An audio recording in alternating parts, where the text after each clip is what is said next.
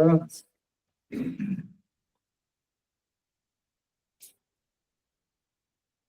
Queridos hermanos y hermanas, escuchamos el profeta Isaías. El profeta Isaías, junto con el profeta Jeremías, son de los más grandes profetas que hay en la Sagrada Escritura. ¿Por qué? Porque nos anuncian la salvación de nuestro Señor, porque nos preanuncian a nuestro Salvador y Mesías, al ungido y al Cristo, y porque nos hablan de la grandeza, el esplendor y la omnipotencia de Dios. Por eso, hoy, el profeta Isaías nos dice que Dios es 3 veces santo. Santo, santo, santo. Es el Señor del universo. Por eso sabemos que hay un Dios santo, un Dios bueno, un Dios omnipotente, un Dios omnipresente, un Dios omnisciente, un Dios que lo abarca todo, un Dios que lo comprende todo, un Dios que lo santifica todo, un Dios que hace todo bueno. Y ese Dios nos ha creado a nosotros para que seamos buenos y para que vivamos en busca de la luz. Ahora, nos ha permitido que experimentemos las tinieblas, porque algunos seres, especialmente los ángeles, fueron creados buenos, pero ellos se hicieron a sí mismos malos. Y entonces, al hacerse malos, se alejaron de la luz que es Dios y se fueron a las tinieblas exteriores. Al irse a las tinieblas exteriores, crearon un mundo sin Dios, un mundo de caos, un mundo de destrucción, porque el mal es creado por el mal. Dios no crea el mal, lo permite. Pero no significa que hayan creado un mundo en sí mismos. Es más bien, Dios permitió ese mundo para que, existiendo esas tinieblas, entonces haya posibilidad de elegir. Dios no nos eligió a nosotros para que fuéramos buenos, ¿sí? Sin la posibilidad de amar y de elegir. Cada uno de nosotros decide si quiere ser bueno o quiere ser malo. Cada uno de nosotros decide si quiere estar en las tinieblas exteriores o vivir en el amor de Dios. Cada uno de nosotros decide si vive para Dios o vive para los diablos o vive para la maldad de los diablos. Y el hombre en Romanos 8 ha sido sometido a las tinieblas del pecado y a la corrupción. Él mismo se ha sometido a las tinieblas del pecado.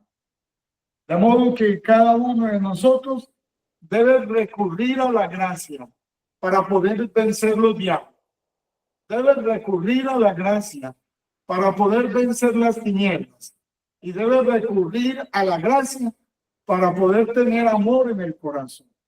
Y así, cada ser que está dentro de este mundo, tiene la obligación primero de buscar la verdad, de vivir para el amor y de llevar a plenitud su vida.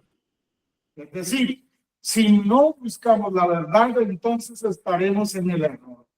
Y en el error será difícil que podamos amar permanentemente y perfectamente. Y si no podemos amar permanente y perfectamente, entonces no podemos llevar una vida en plenitud verdadera. Y cada uno de nosotros fue creado para la felicidad. Cada uno tiene el anhelo de felicidad dentro.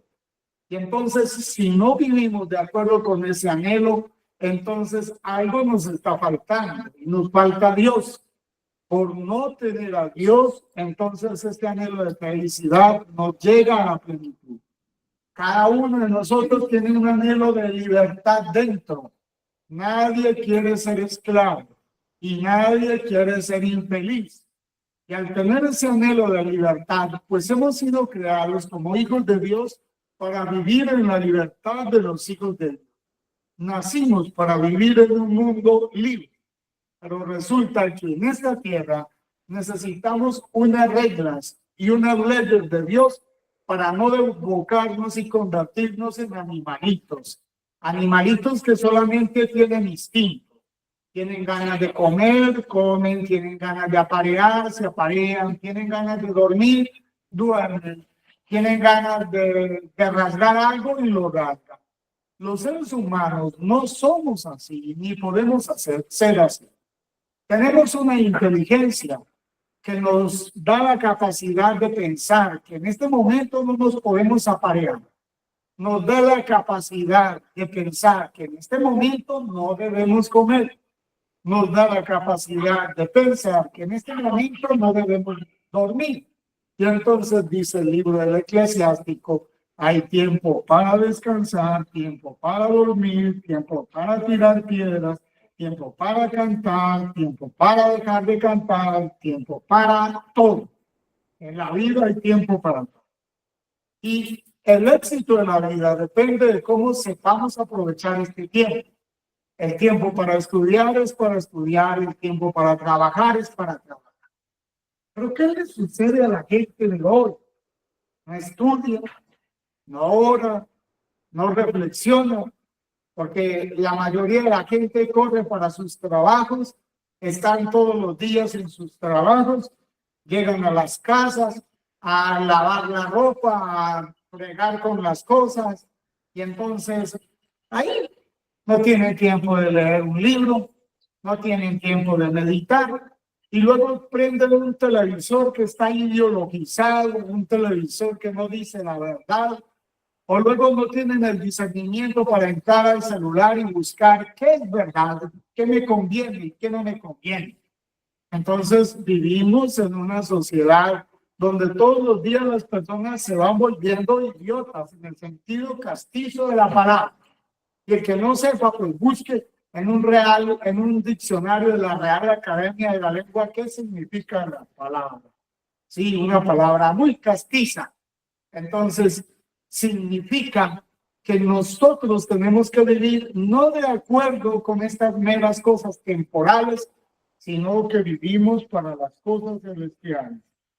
Así, esta es la tradición que hemos recibido. Hemos recibido la tradición que Cristo murió por nuestros pecados. Hemos recibido la tradición de la Sagrada Escritura. Hemos recibido la tradición de que Jesucristo ha resucitado y que ha vencido la muerte. Hemos recibido la tradición de los apóstoles. Hemos recibido la tradición de que 500 hermanos presenciaron la ascensión de nuestro Señor a los cielos. Hemos recibido la tradición de que un día resucitaremos de entre los muertos e iremos al cielo. Otros irán al infierno. Hemos recibido la tradición de que nosotros hemos sido creados para la vida y no para la muerte. Hemos sido creados para la resurrección y la santidad y no para el pecado y la destrucción. Hemos sido creados para estar por encima de los animales, ¿sí? En el sentido que tenemos un ser espiritual y que no nos debemos comportar como tal. Y ese ser espiritual no significa que debemos comportarnos como seres espirituales elevados. Y por eso tenemos que dignificar este cuerpo.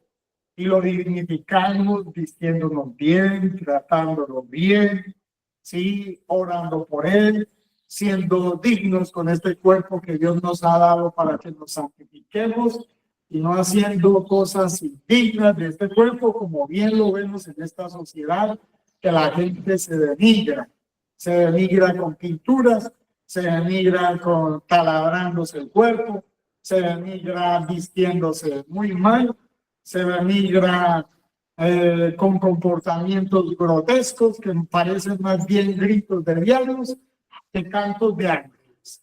Entonces, esto es lo que tenemos que reflexionar todos los días.